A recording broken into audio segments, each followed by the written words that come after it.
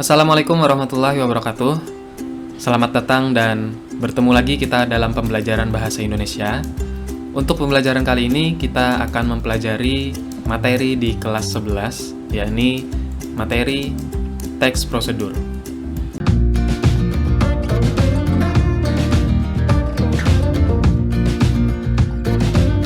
Sebelum kita lanjut pada pembahasan, saya ingin kita sama-sama menyaksikan video singkat berikut ini.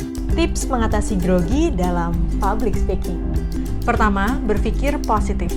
Jauhkan semua pikiran-pikiran negatif dan kamu harus yakin kalau kamu bisa ngomong dengan lancar di depan. Kedua, ini wajib banget, kamu harus mempersiapkan materi kamu dengan matang dan dilatih beberapa kali. Persiapan materi dan juga latihan ini akan membantu kamu untuk meningkatkan kepercayaan diri karena kamu udah tahu betul exactly apa yang harus kamu jelaskan dan apa yang harus kamu lakukan di depan. Sehingga kemungkinan kamu untuk grogi turun. Terakhir, tenangkanlah diri kamu. Ini adalah hal yang paling personal. Satu orang dengan yang lainnya bisa berbeda-beda cara menenangkan dirinya. Kamu bisa coba atur nafas kamu, tarik nafas yang dalam, tahan 1-2 detik, kemudian buang perlahan. Atau kamu juga bisa minum air putih, minum kopi, biar terasa perasaannya lebih tenang. Kalau masih belum tenang juga, kamu bisa telepon orang yang kamu sayangi, minta disemangati, supaya kamu jauh lebih tenang. Hope that helps. Nah, itu tadi adalah video tentang cara mengatasi grogi dalam public speaking. Dan sekarang kita lanjut kepada pembahasan, yakni mengenai pengertian teks prosedur. Teks prosedur adalah tulisan yang berisi tentang cara atau langkah-langkah untuk mengerjakan sesuatu. Mengerjakan sesuatu di sini bisa kita maknai secara luas. Mungkin tentang langkah-langkah untuk membuat masakan yang enak, atau tentang cara memperbaiki suatu benda, dan lain-lain. Karena teks prosedur ini adalah sebuah tulisan yang mana isinya kita menjelaskan tentang cara atau langkah-langkah kita ketika mengerjakan sesuatu. Seperti video yang sudah kita saksikan tadi, itu berisi tentang cara untuk mengatasi grogi dalam public speaking. Atau mungkin kalian sudah sering melihat tutorial di YouTube, mungkin tutorial tentang cara membersihkan sepatu, cara memasak sebuah makanan, dan lain-lain. Nah, itu juga bisa dikatakan sebagai prosedur. Hanya saja medianya yang berbeda. Kalau kalian melihat video tutorial di YouTube, itu berarti medianya adalah sebuah video. Nah, yang kita pelajari ini prosedur dengan media tulisan atau teks. Jadi, kita di sini akan mempelajari bagaimana caranya membuat tulisan yang isinya menjelaskan tentang cara atau langkah-langkah mengerjakan sesuatu.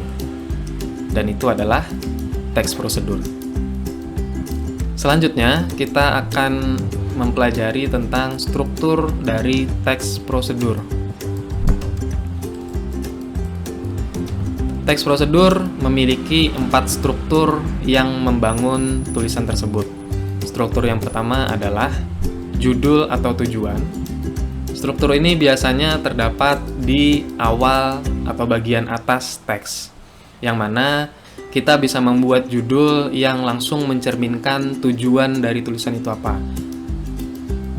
Contoh, cara membuat mie goreng.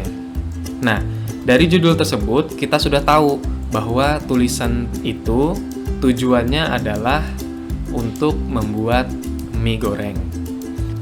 Atau bisa juga kita membuat sebuah teks prosedur dengan judul cara membuat make up terlihat natural. Nah, dari judul itu kita juga sudah tahu bahwa tujuan dari teks prosedur kita itu tentang apa.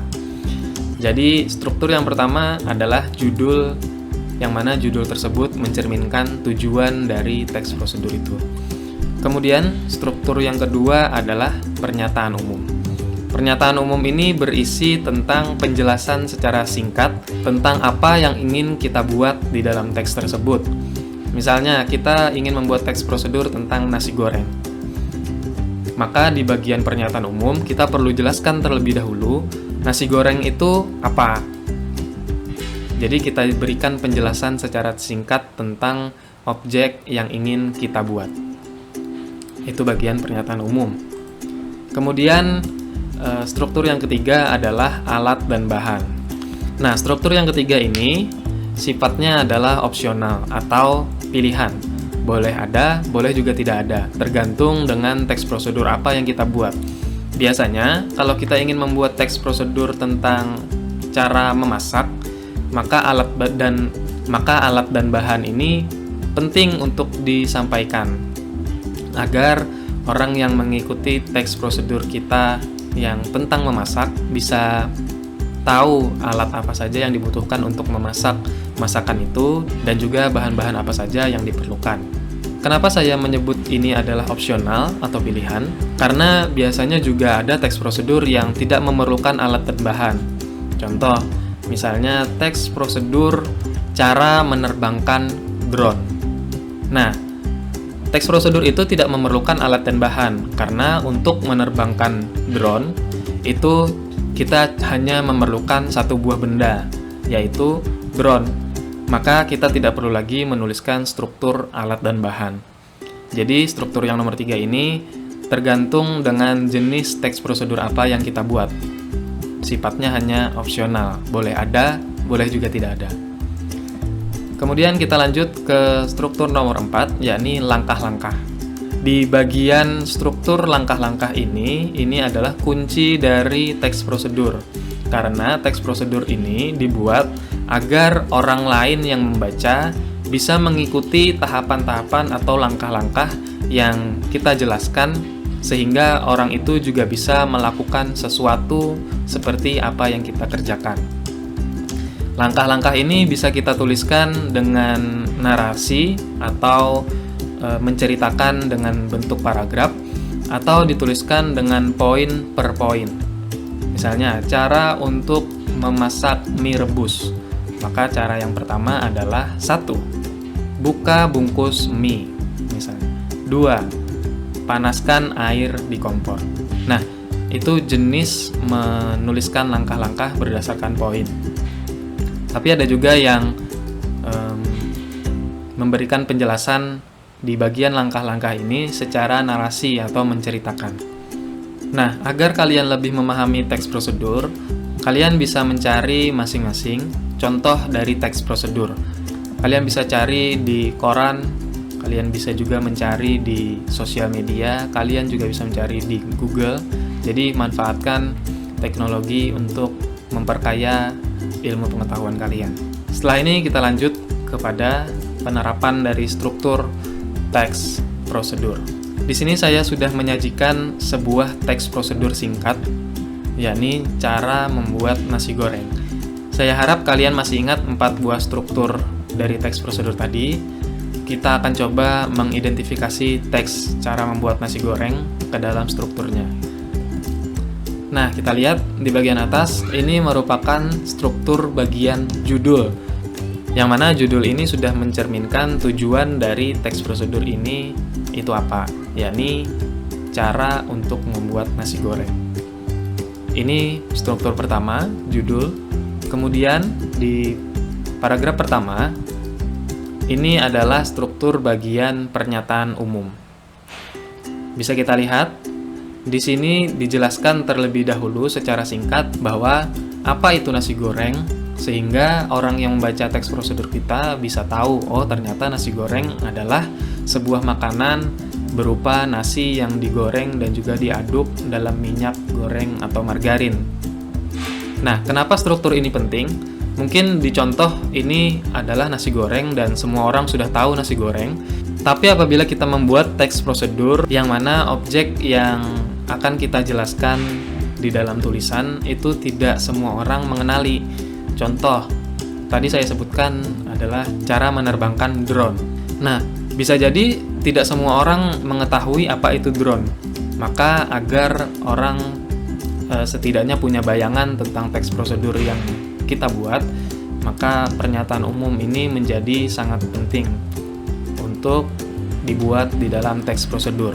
Kemudian kita melanjutkan ke bagian alat dan bahan. Untuk membuat nasi goreng, kita memerlukan alat dan bahan seperti yang ditampilkan pada layar. Nah, di dalam teks prosedur ini, penting untuk kita memasukkan struktur alat dan bahan. Karena alat dan bahan ini akan sangat membantu pembaca teks prosedur kita, agar mereka juga bisa mengikuti langkah-langkah yang kita jelaskan di dalam membuat nasi goreng. Dan ini adalah struktur yang keempat, berisi langkah-langkah. Nah, di sini langkah-langkah dijelaskan dengan poin-poin. Ada 5 poin untuk membuat nasi goreng, dan silahkan kalian baca dan kalian pahami lagi tentang struktur teks prosedur cara membuat nasi goreng. Nah, kita sudah mempelajari tentang teks prosedur, mulai dari pengertian dan juga strukturnya seperti apa, sehingga dapat kita simpulkan bahwa teks prosedur adalah tulisan yang berisi tentang cara atau langkah-langkah mengerjakan sesuatu. Dan teks prosedur dibangun oleh struktur. Struktur yang pertama adalah judul atau tujuan. Struktur yang kedua adalah pernyataan umum yang berisi penjelasan secara singkat tentang apa yang akan kita kerjakan. Kemudian struktur yang ketiga, ini sifatnya adalah opsional, yakni alat dan bahan. Dan struktur yang keempat, struktur yang menjadi inti dari teks prosedur adalah langkah-langkah. Terima kasih, sekian pembelajaran kita pada hari ini. Saya ucapkan mohon maaf apabila masih ada kekurangan. Saya tutup video kali ini dengan mengucapkan Assalamualaikum warahmatullahi wabarakatuh.